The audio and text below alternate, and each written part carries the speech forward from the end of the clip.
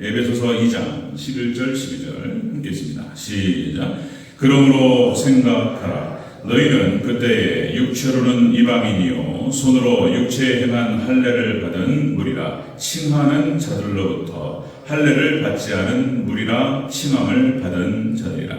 그때 너희는 그리스도 밖에 있었고 이스라엘 나라 밖에 사람이라. 약속의 언약들에 대하여는 외인이요 세상에서 소망이 없고 하나님도 없는 자이더니. 아멘. 네, 인사합니다. 허징 예수님. 네, 예수님의 은혜와 평강이 넘치시기를 축원합니다. 아멘. 오늘 함께 읽으신 에베소 2장 11절 12절 말씀, 오늘 본문을 토대로 우리의 옛사람 모습이라는 제목으로 말씀 듣겠습니다. 앞에 나오죠? 네, 우리의 옛사람 모습. 에베소 교회가 예수님을 만나기 전에, 지금 사도 바울이 얘기하는 거예요. 너희가 에베소 교회 성도들을 얘기하는 거예요. 예수님을 만나고 구원받기 전에 어떤 모습이었는지를 보여주고 있는 거예요.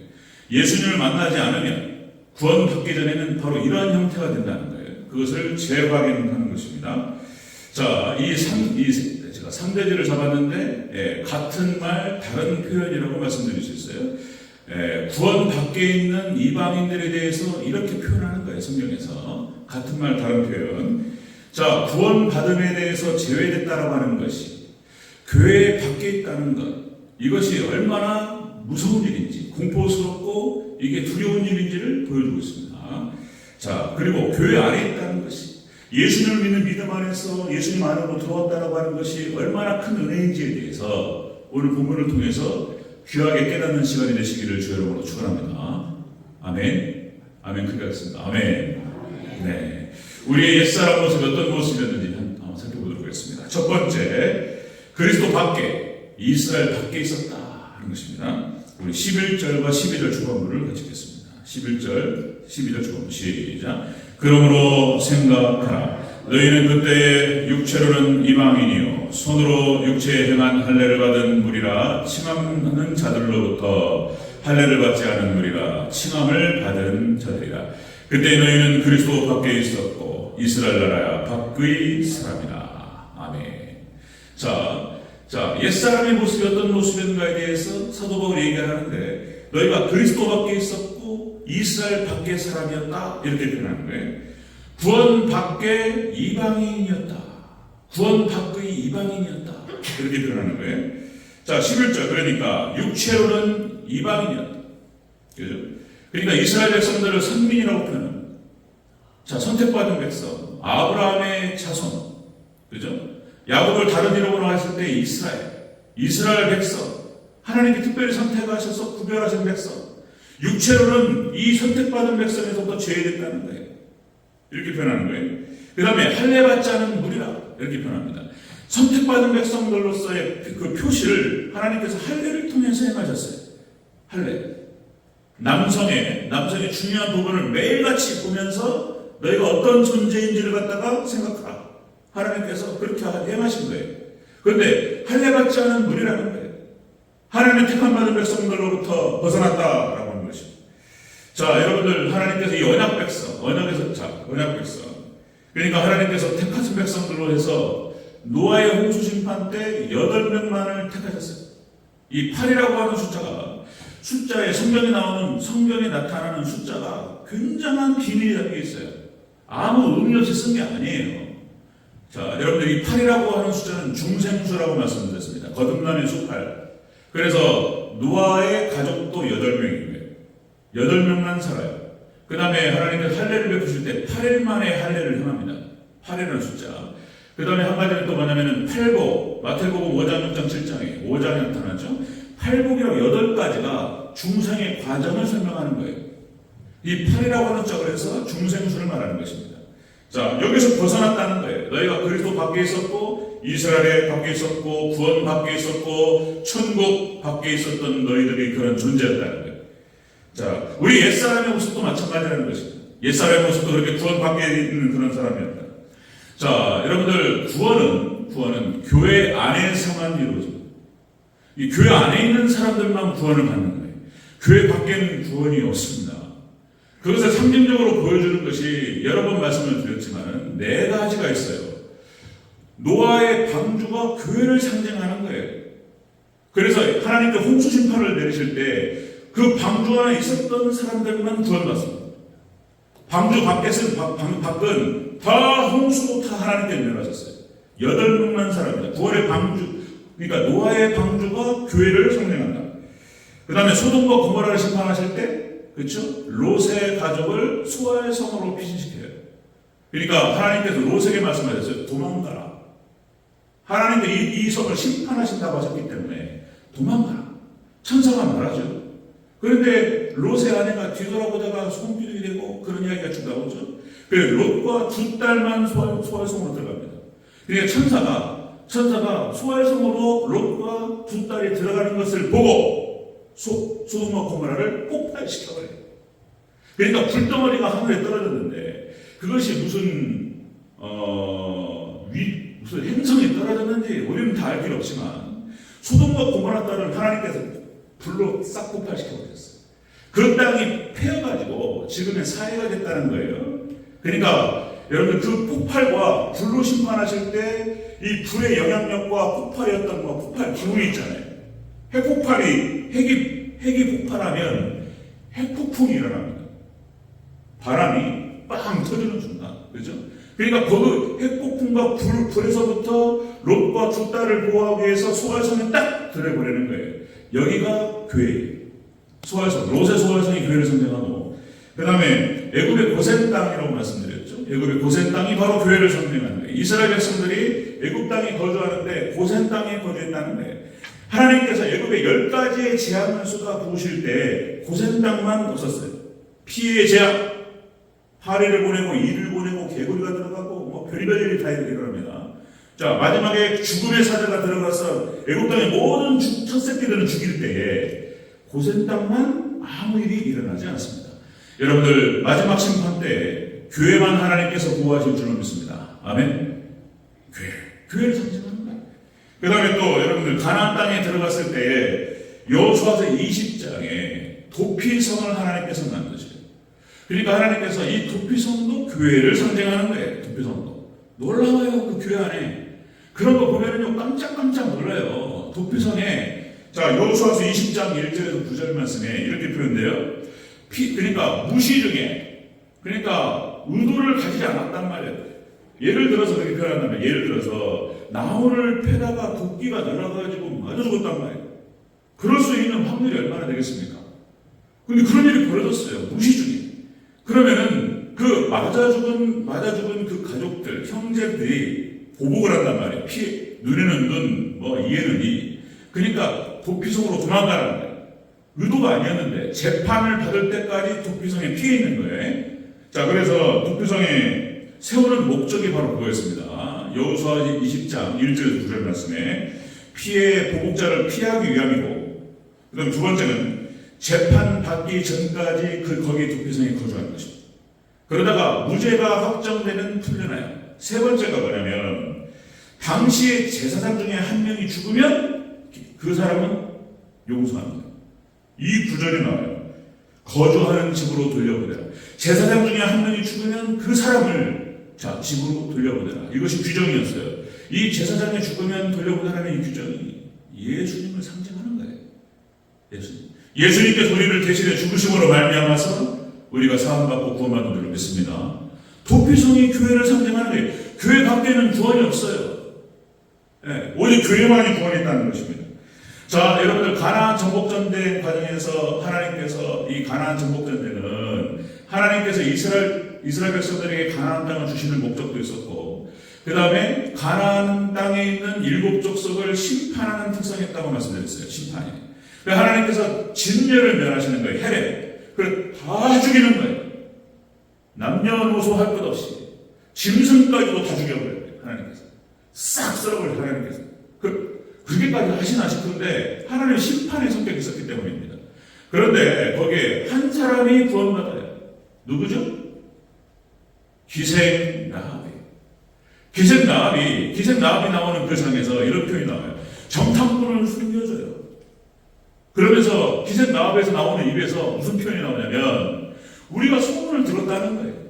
당신들이 애굽에서 나오고 당신들이 믿는 그 하나님께서 당신들을 보호하셨고, 그 다음에 요단 동편을 정복할 때 하나님께서 함께 하신 것을 들었다는 거예요.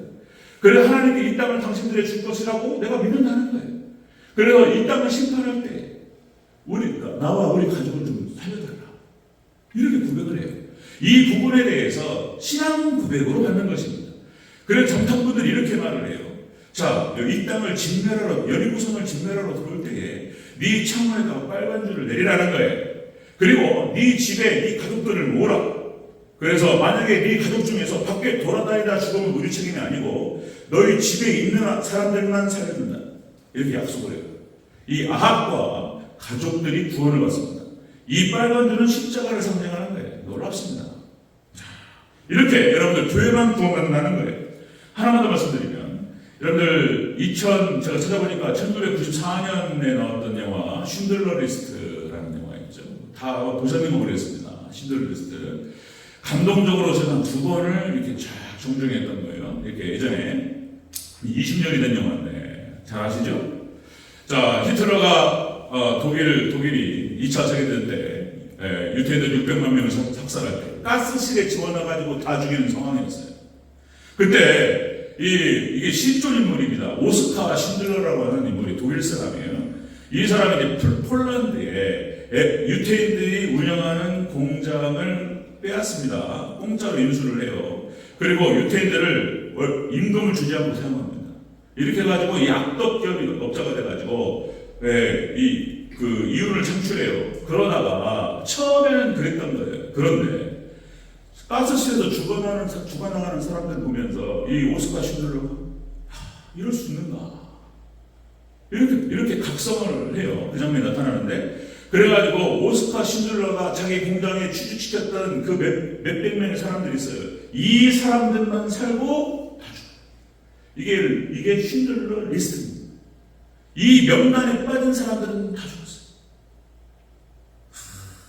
나중에는 이제 어떻게든 한 사람이라도 살리기 위해서 오스카 신들러가, 이게 실존입니다. 나중에는 이제 2차 세계대전에 독일이 패망하고 이제 그 몇백 명이 살아남은 사람들하고 이제 헤어지는 과정에서 이 오스카 신들러 감동적인 장면이 나와요. 자, 여러분들, 유태인들이 이빨을 빼가지고 이 사람들이 이 오스카 신들러에게 편지를 해줍니다. 고맙다고, 너무 고마워서. 오스카 신들러가 그걸 보면서 울면서 이제 뭐 스위스나 이제 망명하는 거에 도망가는 거예요. 자, 차가 앞에 서 있어요. 여기서 오스카 신들러가 그런 표현을 썼죠. 이 반지를 팔았다. 저 자동차를 팔았다.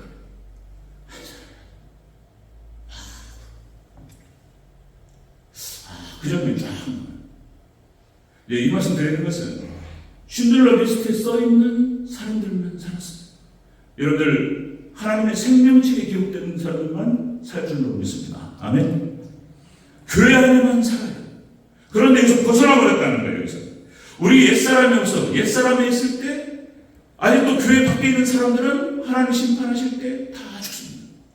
자, 우리 옛사람은 바로 그런 상황입니다. 구원 밖에 이방인이었다, 이렇게 표현하고 있습니다. 자, 두 번째 보면요, 우리 옛사람이었어. 두 번째.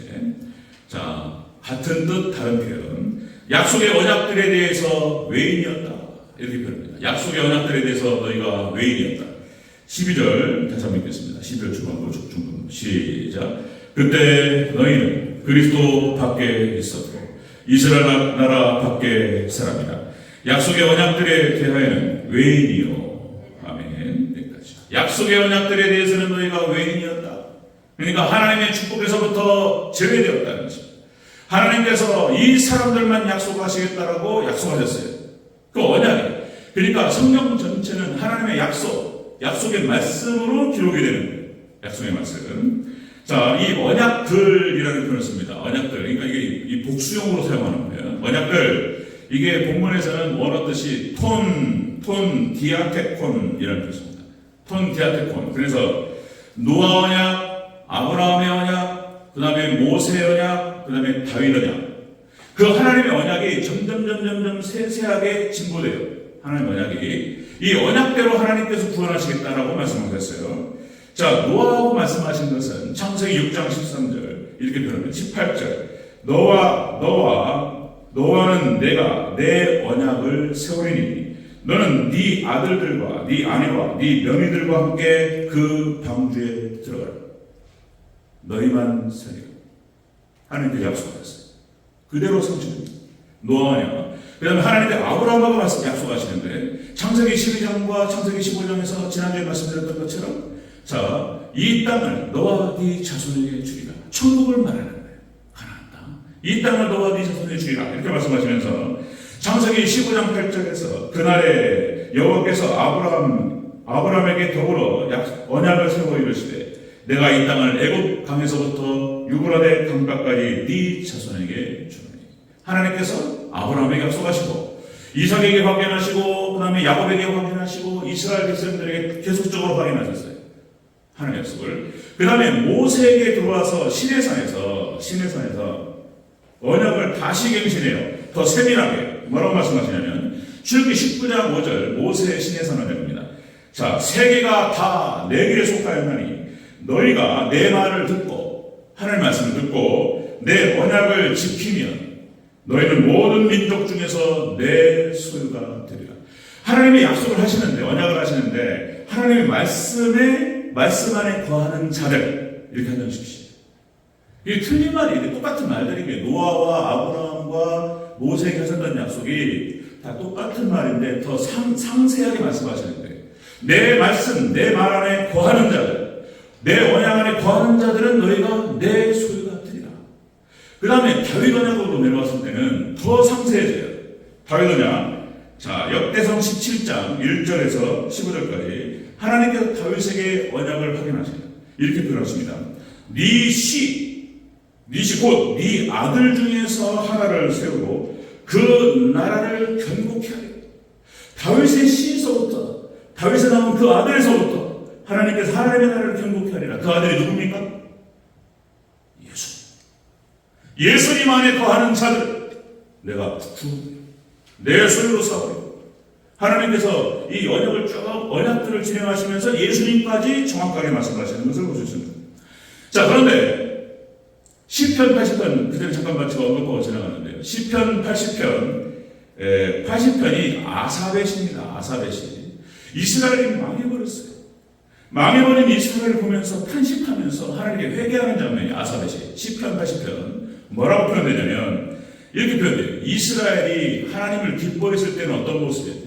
이스라엘이 하나님을 기뻐했을 때 모습 첫 번째가 하나님께서 가꾸시고 옮겨 심은 포도나무였다는 거예요. 하나님 기뻐하실 때 하나님께서 잘 이스라엘 백성들을 가꾸셔서 옮겨 심었다는 거예요. 애굽에 민족들을 만드시고 그리고 또 가나안 땅으로 옮겨 심으셨어요. 하나님께서 그 뜻을 말합니다. 두 번째, 뿌리가 깊이 박혀서 땅에 가득했다. 이스라엘 백성들이 하나님 기뻐하실 때 뿌리가 깊이 내렸습니다. 그 다음에 세 번째, 그 가지가 백향목 같고 산을 가렸다고 표현되고 있습니다. 포도나무를 심었는데 다시 말씀드리면 기둥이 아니고 가지가 백향목 같았다고 표현하고 있습니다. 어마어마하게 큰 거목으로 성장해서 산을 가릴 만한 나무였다는 거예요. 하나님께 이스라엘 백성들이 이렇게 축복하셨다는 거예요. 그런데 이스라엘 백성들이 타락해서 하나님의 은혜의 손을 거두니까 그 표현이 나와요. 자, 시편 80편에 은혜가 떠난 이스라엘 모습이 나와요. 어떻게 나오냐면 첫 번째, 하나님께 담을 헐어버리셨어요. 담을 헐어버리시고 두 번째, 담을 헐어버리시니까 숲속에 멧돼지들하고 들짐승들이 들어가지고 싹 파헤쳐버려요. 담을 없으니까. 세 번째, 그래서 가지가 불타고 배임을 당한다. 이렇게 표현됩니다. 이 시편 80편에서 전체적으로 쫙 이스라엘 백성들 역사에 대해 설명합니다. 우리가 하나님을 떠나고 언약의 말씀을 떠나면 이렇게 되는 거예요. 그거 얘기하는 거예요. 그리고 회개까지 나와요. 회개까지. 자, 시편 80편 17절에서 뭐라고 나오냐면 인자에게 주의 손을 얹으소서 우리가 다시 소생하겠나이다. 그 인자가 누구예요? 예수님이에요. 예수님을 통해서 다시 회복시킬 것을 하나님께서 인자에게 손을 베푸시고 은혜를 베푸시고 우리가 다시 살아나요. 예수님으로 인해서 우리가 다시 하나님과 은혜의 관계가 회복이 되고 그리고 이 축복이 우리에게 이루어질 줄로 믿습니다. 아멘. 이 축복이 있으시기를 주의 이름으로 축원합니다. 옮겨 심어가지고 포도나무가 커가지고 가지가 백향목까지 그늘을 줘요. 어마어마한 그 열매 하나가 장정 둘이서 들기도 어려운 그런 열매. 자, 약속. 자, 우리의 옛사람의 모습, 구원 밖에 있는 사람들은 바로 이렇게 하는 거예요. 자, 구원 밖의 이방인이었고, 그리고 언약들에 대해서 너희가 외인이었다는 거예요. 자, 세 번째 보겠습니다. 세 번째. 우리의 옛사람 모습, 같은 뜻하는 표현. 자, 세상의 소망이었고, 하나님이 없는 자들이었다는 거예요. 자, 12절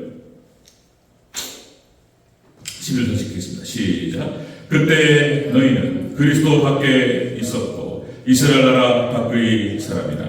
약속의 언약들에 대하여는 외인이요 세상에서 소망이 없고 하나님도 없는 자이더니. 아멘. 하나님도 없고 소망도 없는 자였다는 거예요. 너희가 옛사람으로 했을 때 교회 밖에 있는 사람들의 모습이 이런 거예요. 교회 밖에 있는 사람들이 하나님도 없고 소망이 없는 거예요. 절망적이라는 거예요. 절망적. 자, 여러분들 오직 하나님만이 우리의 보호자가 되시고 피난처가 되시는 줄로 믿습니다. 그런데 보호자 되시고 피난처 되시는 그 하나님께서 안 계셔요. 그 보호처 안에 있지 않는 거예요. 이 보호처 밖에 있다라고 하는 것이 무엇을 의미하는 절망의 그림자, 하나님의 심판의 그림자가 드리워져요. 다시 한번 강조 말씀드리면 노아의 홍수 심판이 진행될 때 창세기 7장 17절에 이렇게 기록됩니다. 창세기 7장 17절. 하나님께서 그에게 명하신 대로 들어가매 여호와께서 그들을 들여보내시고 문을 닫으시니라. 방주가 완성이 됐고 노아 8명의 가족이 모든 짐승들의 암컷과 수컷을 다 만들어서 그 방주에 집어넣습니다. 그리고 다 집어넣고 8명이 딱 들어가는 순간 하나님께서 그들을 들여보내시고 문을 닫으셨어요. 그리고 홍수가 40일 동안 계속됩니다. 비가 며칠 동안 왔다고요? 40일. 이 40일이라는 숫자가 그냥 써진 게 아니에요. 모든 고통과 심판에는 40이라는 숫자가 들어가요. 40일 동안 홍수가 계속됐고 물이 많아져 방주가 땅에서 떠올랐다. 방주가 산에다 지었는데 방주가 물이 많아져가지고 떠올랐어요. 이 밑에 있는 사람들은 다 죽는 거예요. 하나님께서 구원의 방주 밖에 있는 사람을 다 심판하셨습니다. 자, 출애굽기 12장 29절. 하나님께서 애굽의 심판 때 이렇게 되는 거예요. 하나님께서 애굽 땅의 모든 처음 난 것을 곧 왕에 앉은 바로의 정자로부터 가족의 처음 난 첫 새끼까지 다 죽이셨어요. 하나님께서 다 치시되 이렇게 표현돼요. 하나님 치실 때 죽음의 사자가 와서 싹 쓸어버립니다. 이때 6월절 이스라엘 백성들 양의 피를 문 인방과 문 설주에 발랐던 그 집만 넘어갔습니다. 6월 됐다. 그러니까 하나님께서 죽음의 사자를 보내셔서 다 썰어버리셨어요. 이 표현이 마지막 종말 때 정확하게 재현됩니다. 여러분들 제가 진행하다가 계속 심판 멸망하니까 이게 막 어려워서 제가 지금 막 건너뛰었는데 나중에 또 계시록 진행해야 돼요. 자, 7인 7나팔, 그 다음에 7일 대접을 진행할 때 천사가 첫 번째 인을 떼고 천사가 두 번째 인을 떼고 천사가 첫 번째 나팔을 떼고 이렇게 천사가 뗄 때 하나님께서 심판이 재앙이 몰아닥쳐요. 그런데 천사가 그렇게 인을 떼고 나팔을 불고 그리고 대접을 부을 때 그걸 명령하시는 분이 누구라고요? 우리 예수님이에요. 아멘. 우리 교회는요 우리 신랑 되신 예수님이에요. 우리를 구원하시기 위해서 오시는 우리 신랑 되신 예수님. 우리는 해당이 안 돼요. 믿습니까? 우리한테는 재앙이 안 와요. 인재앙과 나팔재앙과 대접재앙이 쏟아부어질 때에 여기는 보호가 되는 거예요. 그러니까 지금도 이것을 문자적으로 해석을 해서 무슨 어디 이집트, 아프리카 어디에 무슨 이렇게 피난처 보호처를 가신다 안 되는 거예요. 이거 잘 모르시는 거예요. 네. 여러분 하나님의 보호처는 교회입니다. 아멘. 그걸 선정적으로 보여주는 거예요. 하나님께서 노아의 홍수 심판 때 하나님 8명의 가족을 떠버려 이렇게 딱 떠가지고 하나님 보호하세요. 마지막 예수 하나님의 불로 심판하실 때 교회 하나님의 백성들은 딱 손을 떠요. 휴거됩니다. 일곱인 일곱 나팔, 일곱 대접의 재앙이 보여줄 때 하나님의 백성들은 공중으로 올라갈 줄을 믿습니다. 아멘. 믿음으로 아멘 하시기 바랍니다. 하나님 보호하신다니까요. 성경 전체가 이걸 보여주는 거예요. 성경에는 다 시간차가 있어요. 시간차가 있고 시기가 있는데 같은 말이에요. 같은 말. 똑같은 말이에요. 똑같은 말. 자, 여러분들 하나님 심판하시고자 하시는 자들은 심판하시고자 하는 자들에게는 절망의 그림자가 들어가요. 사울왕이 심판받기 전에 돌아버려요. 죽음의 사자 악신이 들어가지고 벌벌벌벌 떨어요. 자기가 멸망받을 걸 알아요. 사울왕이 벌벌 떱니다. 자, 여러분들 구약 이스라엘 멸망 당시, 신약의 유태인들이 멸망 당시에 멸망의 그림자가 드려졌어요. 예수님을 십자가에 못 박고 교회를 박해하고 죽을 줄만 했던 거예요. 쏙 쓸어버리는 게 있어요. 신약의 유태인들.